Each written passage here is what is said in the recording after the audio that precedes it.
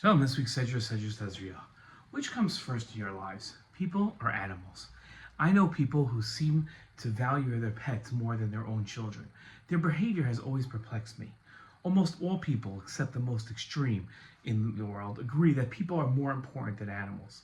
At the same time, God commanded people not to cause animals pain. Now, if people are more important than animals, why were animals created first? This mostly academic question on the Torah has a place in this week's Torah portion and teaches an interesting lesson. This week's Torah portion starts with God instructing Moshe about a woman's legal status.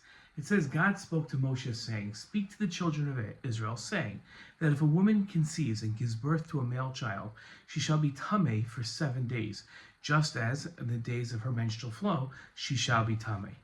Tahara, in its literal form, is a legal status of one who has avoided contact with the dead.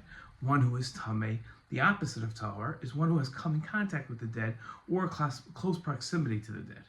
Colloquially, the term is used to describe a certain purity of spirit, absent the cynicism and cruelty of one who is impure.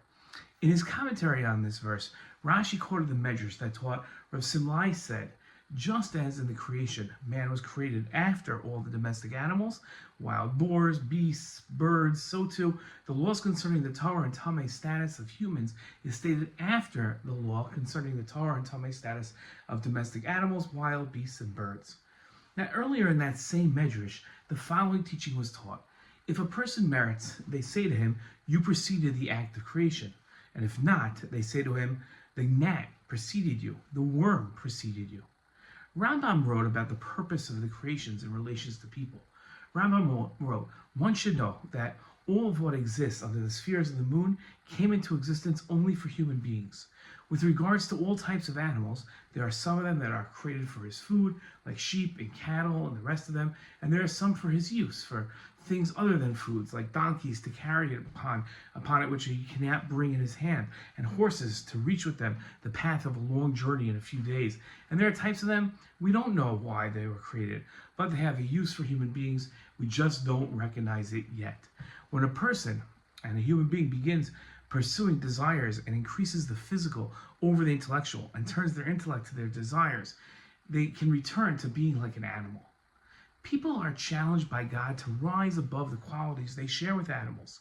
Human beings rise above animals by engaging their intellect to form a relationship with God and understand Torah and the world around them. If they become knowledgeable and center their life around wisdom, they've merited to fulfill the purpose of people. And if not, they are no better than the animals that run in the wild. In the divine order of creation, animals were created first to remind us of our potential and our peril.